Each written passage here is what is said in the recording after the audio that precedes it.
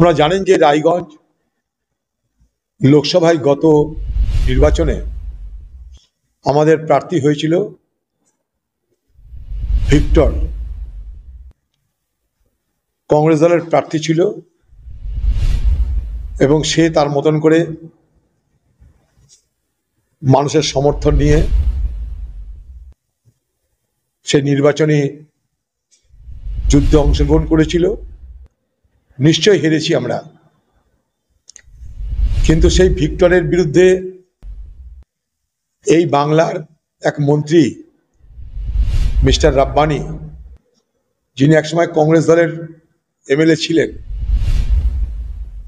তৃণমূলের দালালি করতে গিয়ে সে তার এলাকায় আমাদের গত লোকসভা নির্বাচনের প্রার্থী ভিক্টরের বিরুদ্ধে, যাকে রীতিমতন রাস্তার মস্তানি করে এসছেন, এলাকার মানুষকে বলছেন যেন ভিক্টরকে এলাকায় ঢুকতে দেওয়া না হয়, ঘাড় ধাক্কা দিয়ে বার করে দেওয়া হয়। পশ্চিমবঙ্গটা কারোর পৈতৃক সম্পত্তি নয় যে কেউ মনে করলে ঘাড় ধাক্কা দিয়ে বার করে দেবে, এটা কারোর জমিদারি নয়। বাবুর থেকে তার চামচার আরো বেশি এগিয়ে বাদালা করছে। এই ঘটনার তীব্র নিন্দা করছি আমরা। কালকে ভিক্টরের পক্ষে এলাকার মানুষ তাদের সমর্থন, তাদের উত্তেজনা ব্যক্ত করে 5 ঘন্টা থানা ঘেরাও করে রেখেছিল। এফআইআর করা হয়েছে সেই মন্ত্রীর বিরুদ্ধে। তৃণমূল সরকারের মন্ত্রীরা রাস্তায় নেমে ভোটের 1 বছর আগে থেকে তাদের আসন হারানোর ভয় ভীতির বাতাবরণ তৈরি করবার চেষ্টা করছে।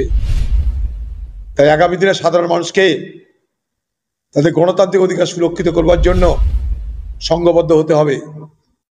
ভিক্টরের বিরুদ্ধে যে অপমানজনক উক্তি এই মন্ত্রী করেছে, তার জন্য মন্ত্রীকে দুঃখ প্রকাশ করা, ক্ষমা চাওয়া উচিত। এই ঘটনার তীব্র নিন্দা করে আমরা বাংলার মানুষের কাছে এই মন্ত্রীকে বয়কট করবার জন্য আবেদন জানাচ্ছি। इसने भी कंप्लेन किया है, उसका खुद एक कन्फेशनल स्टेटमेंट है जो हम क्यूआर कोड के माध्यम से 1,75,000 आदमी से हम रुपया कलेक्शन किए। तो हम लोगों का भी यही कहना था कि हम लोगों को सतर्क कर देना था कि इस तरह का एक कैंडिडेट जिसको भी वोट दिया गया, जो लोग भी आप लोग वोट दिए, वो तो वोट काटने के लिए खड़ा हुआ था, वोट काटने के लिए खड़ा हुआ था बोल के बीजेपी जीत गया रैंकिंग पार्लियामेंट्री कॉन्स्टिट्यूंसी से। तो अब तो उसके पास में कोई चारा बचा नहीं है।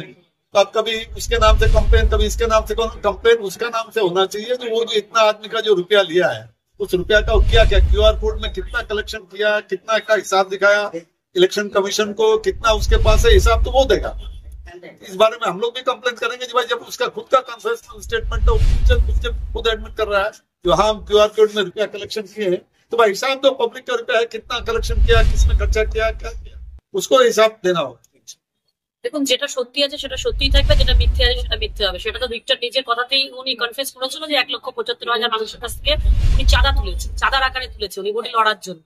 আর এখানে আপনি যদি অধীর রঞ্জন চৌধুরীর কথা বলেন, তো আমার মতে হলো একজন বড় দালাল ছোট দালালকে সাপোর্ট দিচ্ছে। কারণ অধীর রঞ্জন চৌধুরীও আজকে তার স্ত্রী নিস্তানাবুদ হয়ে গেছে, মুর্শিদাবাদে তার কোনো অস্তিত্ব নেই। আর ভিক্টর এখানে দাঁড়িয়েছিল, ভিক্টর তো নিয়ে কংগ্রেস জিততে দাঁড়ায়নি, তিনি তৃণমূলকে হারানোর জন্য দাঁড়িয়েছিল এবং সেখানে বিজেপির কতটা সমর্থন ছিল এবং চাঁদার আকারে তিনি কত মানুষের কাছ থেকে টাকা কালেক্ট করছে সেটা আমাদেরকে আগে দেখতে হবে তারা কত বড় দালাল। আমার তো মনে হয় এখন আমি আপনার সোশ্যাল মিডিয়ার মাধ্যমে এটা বার্তা দিতে চাই, সাধারণ জনগণ গোয়ালপুর তথা উত্তর দিনাজপুরের প্রত্যেকটা কংগ্রেস প্রেমী যারা কংগ্রেসকে ভালোবাসে, আজকে ভিক্টর এতগুলো টাকা তুলে নিয়ে কি করলো তার কৈফাত আমার মনে হয় ভিক্টরের বাড়িতে এসে ভিক্টরের কাছে ধর্ণা দিয়ে এবং আরটিআই করে নিয়ে সেটা জানা উচিত ভিক্টরের কাছ থেকে। আর ওই জন্য তো ও রেগে যাচ্ছে, ওই জন্য এগুলো কথা শুনলেই ও রেগে যাচ্ছে। দেখছি যে আসল কথাগুলো বেরিয়ে পড়বে বলেই তো রেগে যাচ্ছে। আসলে কোটি কোটি টাকা কালেকশন করেছে ও। আবার অ্যাকচুয়ালি এটা আমরা সবাই জানতাম যে কংগ্রেস ক্যান্ডিডেট যেই দাঁড়িয়েছে এখানে সে জেতার জন্য দাঁড়ায়নি, সে তৃণমূল কংগ্রেসকে হারানোর জন্য দাঁড়িয়েছে। সে হারানোর জন্য কোথায় কার সঙ্গে কিভাবে প্যাক করেছে সেটা তো আমাদের কাছে নেই। আমাদের কাছে যেটা আছে ও যেটা কনফেশন করেছে যে আমি 1,75,000 লোকের কাছে কিউআর কোডের মাধ্যমে টাকা নিয়েছি, আমরা সেই হিসাবটাই দিতে বলছি ওকে। তাহলে এই যে মানুষের টাকা এইভাবে যে নিয়েছে, তাহলে কি তার বিরুদ্ধে আপনারা যাবেন? না, নিশ্চয়ই যাবো আমরা। হোক না, যখন শুরু হয়েছে খেলা, তো শুরু হয়েছে, খেলা তো শেষ আমরাই করবো, খেলা তো হবে এবার। তাহলে এই মন্ত্রীর বিরুদ্ধে যে অভিযোগটা যেটা থানায় করতে গেছো, তাহলে এটা কি সাজানো গল্প? না, একদম সাজানো গল্প। ওর তো আর কোনো রাস্তা নেই, ও কোন দিকে যাবে, ওর তো মাথাটা ঠিক নেই। মাথাটা ঠিক থাকলে এগুলা কথা বলতো না। ও তো নিজেই বলছে, স্বীকার করছে যে হ্যাঁ আমি টাকা নিয়েছি।